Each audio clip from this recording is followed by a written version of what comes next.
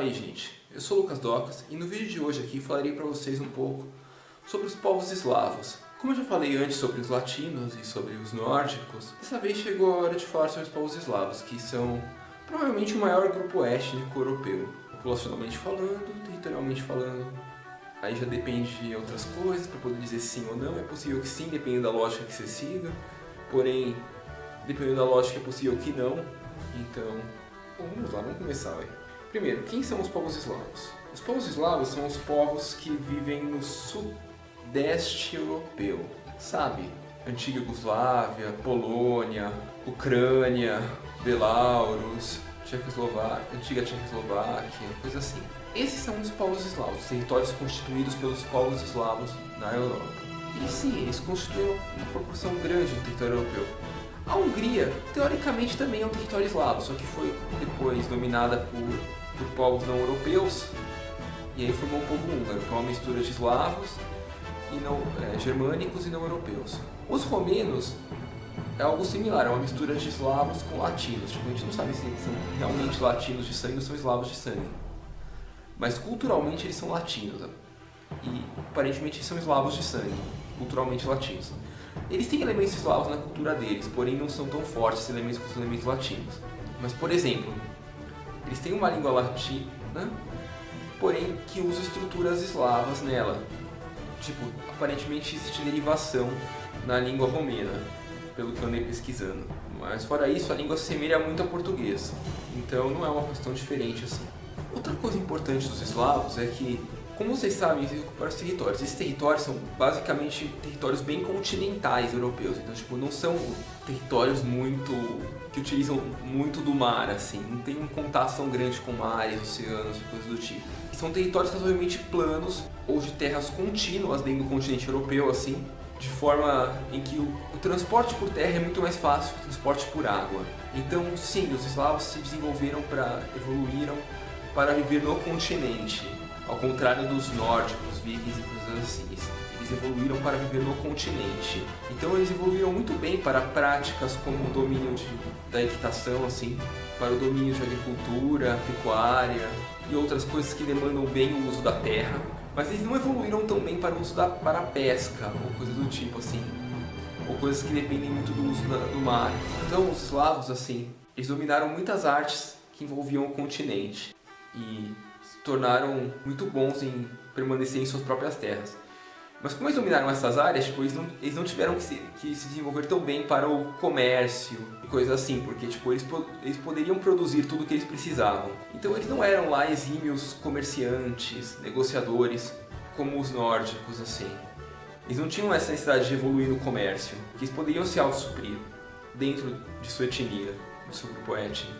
Então, tipo, eles não eram um povo muito sociável, já que eles eram meio que autossuficientes dentro deles, eles não eram muito sociáveis com outros povos europeus.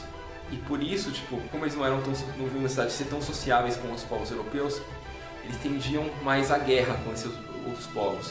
E por eles serem muito bons em produzirem alimentos, coisas assim, e se manterem, então, tipo, isso dá pra já dizer que eles se reproduziam com uma facilidade maior, sim. Eles não viam grandes problemas em ir para a guerra quanto outros povos europeus.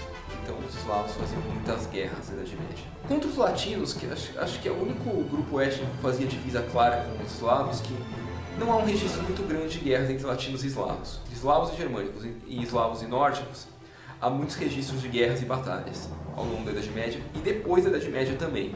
O exemplo mais claro de como os eslavos são guerreiros e invadem terras de outros povos e dominam os povos, primeiro pela força, depois culturalmente, é o exemplo da Rússia, que é um território aparentemente nórdico, viking, coisa assim, fino-ugro em sua maioria, em que os ucranianos invadiram e tomaram tudo lá. E impuseram sua cultura, sua língua, posteriormente.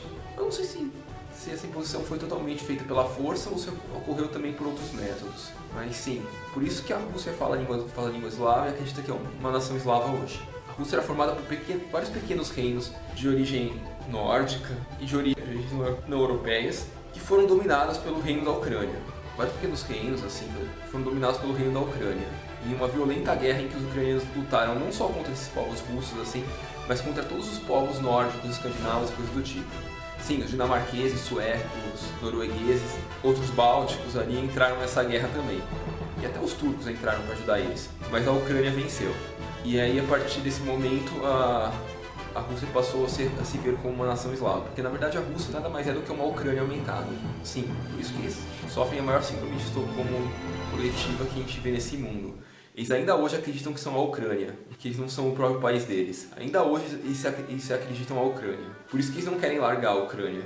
Mas enfim, isso mostra a dimensão de como os eslavos invadem outros povos, outros territórios e coisas do tipo. Afinal, eles são excelentes guerreiros e são muito bons produtores de alimentos, de fortificações, dominam bem a terra, produzem boas armas também. Sim, as alabardas produzidas pelos eslavos são armas excelentes. Isso garantiu muitas batalhas deles. E as armaduras de placas também, eles produziam armaduras de placas muito boas, quase tão boas quanto as dos germânicos. Eles possuíam bons ferreiros e coisas assim.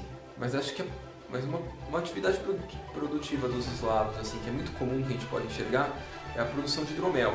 Sim, os vikings compravam o hidromel dos eslavos, eles não produziam o hidromel deles. Os eslavos ainda faziam comércio, embora não fossem lá tão especialistas em fazer comércio, havia alguma vantagem. Afinal, os vikings nórdicos, coisas assim, por terem um relevo muito montanhoso e uma boa produção de minério de ferro, eles trocavam minério de ferro por hidromel.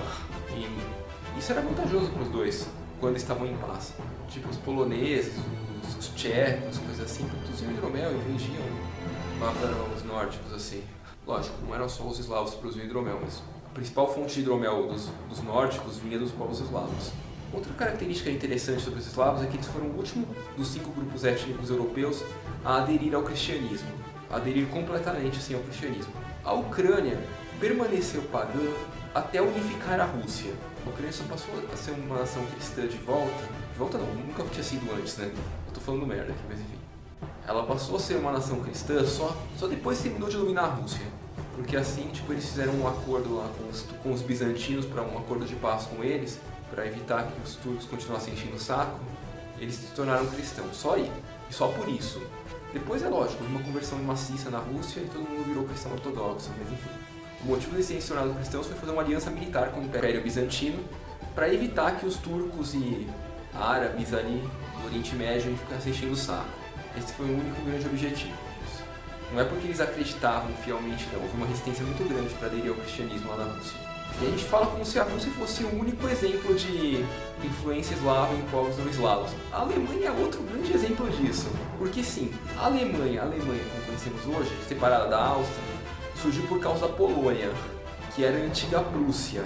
Os reinos alemães na Idade Média eram vários pequenos reinozinhos e a Áustria era o maior dos reinos deles. E a Áustria se tornou relativamente grande porque derrotou o reino da Carantânia numa guerra. Que a Carantânia seria equivalente ao reino da Eslovênia, coisa do tipo, ou da Eslováquia, assim. Uma fusão deles e Croácia e coisa assim. A Áustria se tornou relativamente importante porque conseguiu derrotar o reino da Carantânia numa guerra. Tentou dominar a Áustria e estava tentando dominar a Dalmácia, que era a parte sul da Croácia, parte da Bósnia. E aí esses carantânios se envolveram em guerras demais e acabaram perdendo por causa da idiotice deles. E aí, a partir disso, a Áustria se tornou uma nação forte. Se tornou forte, entre aspas, um reino forte dentro dos reinos alemães. Era o reino mais forte entre os reinos alemães. Porém, a Alemanha surgiu e ficou maior que a Áustria por causa da Polônia, porque isso já depois da Idade Média mesmo, foram anexados por um reino chamado Prússia, que é a atual Polônia. A Polônia derrotou a Áustria e unificou esses pequenos reinos alemães, e por isso que a Alemanha existe hoje como uma nação separada da Áustria, por causa da Polônia. Então sim, os reinos germânicos foram muito influenciados pelos eslavos, eles tiveram que enfrentar os carantânios e os polscos, prússios ou poloneses. Os carantânios são os eslovenos, eslováquios, coisas assim. Causou um estrago inicial razoavelmente grande ali. Só que o comando deles fez um monte de idiotice, e começou guerras em muitas frentes e por isso perderam a guerra. Mas os prússios, ou polscos, agiram com mais cautela e por isso conseguiram dominar a Alemanha.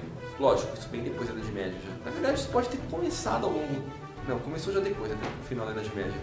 Mas enfim, eles eram essa grande influência ao mundo germânico. Bom, acho que eu poderia falar muita coisa sobre os eslavos ainda, mas seria legal falar isso em vídeos mais específicos e não nesse vídeo geralzão.